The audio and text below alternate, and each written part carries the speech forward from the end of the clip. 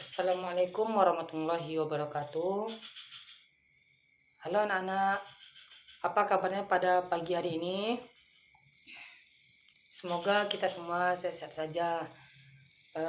Baiklah, perkenalkan nama saya Waim Bismia dari jurusan Pendidikan Guru Madrasah Ibtidaiyah. Saya dari Universitas Islam Sultan Syarif Qasim Riau.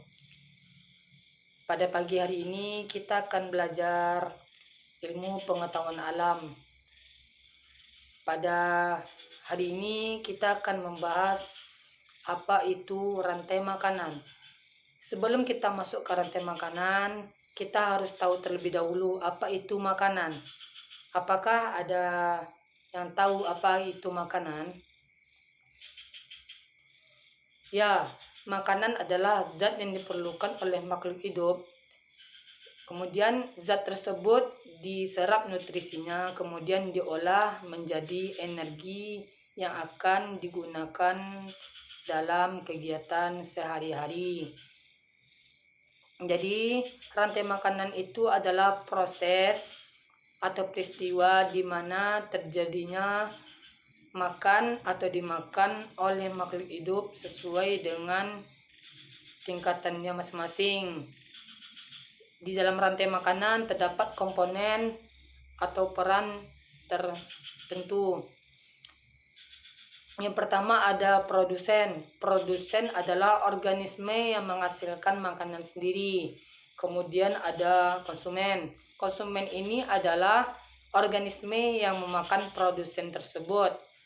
Konsumen terbagi menjadi dua. Ada konsumen primer, ada konsumen sekunder. Konsumen primer ini adalah konsumen yang bersifat ke herbivora. Herbivora ini pemakan tumbuhan. Jadi konsumen ini pemakan tumbuhan. Kemudian ada konsumen sekunder. Itu arah ke karnivora. Berarti konsumen ini pemakan daging. Kemudian ada komponen dekomposer. Dekomposer ini adalah pengurai. Jadi, organisme yang mengurai bangkai dari makhluk hidup tersebut.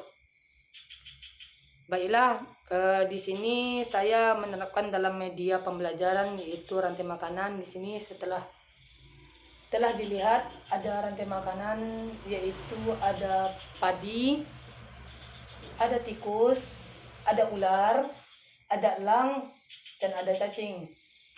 Di sini sebagai produsen ada padi. Padi adalah produsen, dia menghasilkan makanan sendiri. Kemudian padi dimakan oleh tikus. Tikus di sini berperan sebagai konsumen pertama atau primer. Dia bersifat herbivora, pemakan tumbuhan, padi. Kemudian si tikus dimakan oleh ular. Ular di sini sebagai konsumen kedua atau konsumen sekunder, pemakan daging. Dia memakan tikus tersebut. Kemudian ular ini dimakan oleh elang. Ular dimakan oleh elang. Elang ini adalah konsumen puncak tertinggi. Dia adalah konsumen sekunder, pemakan daging, yaitu ular. Kemudian setelah elang mati, bangkai tersebut akan diuraikan oleh dekomposer. Di sini ada cacing.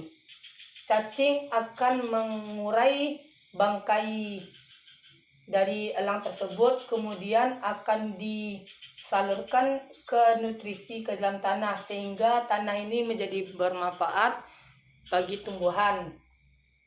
Baiklah anak-anak, yang tadi adalah rantai makanan yang terjadi di darat.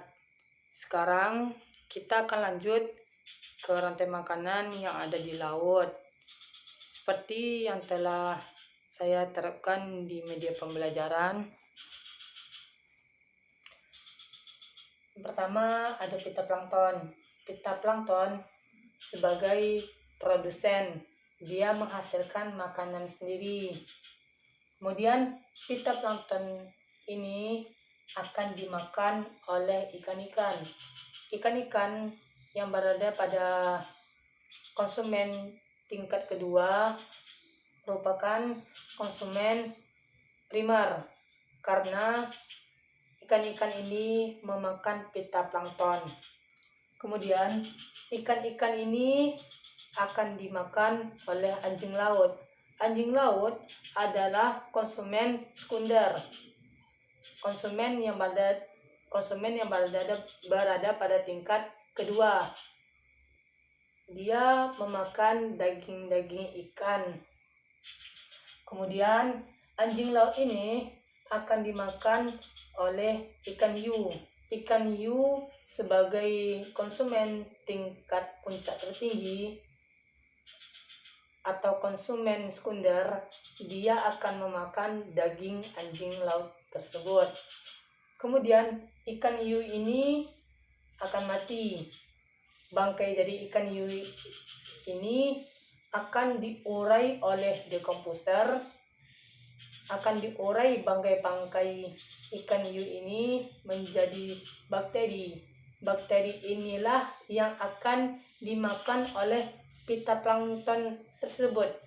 Jadi fitoplankton tersebut bisa berkembang biak lagi, kemudian dimakan oleh ikan-ikan ini, sehingga akan berputar lagi siklusnya, seterusnya seperti itu. Baiklah, sekian dari pembahasan saya tentang rantai makanan.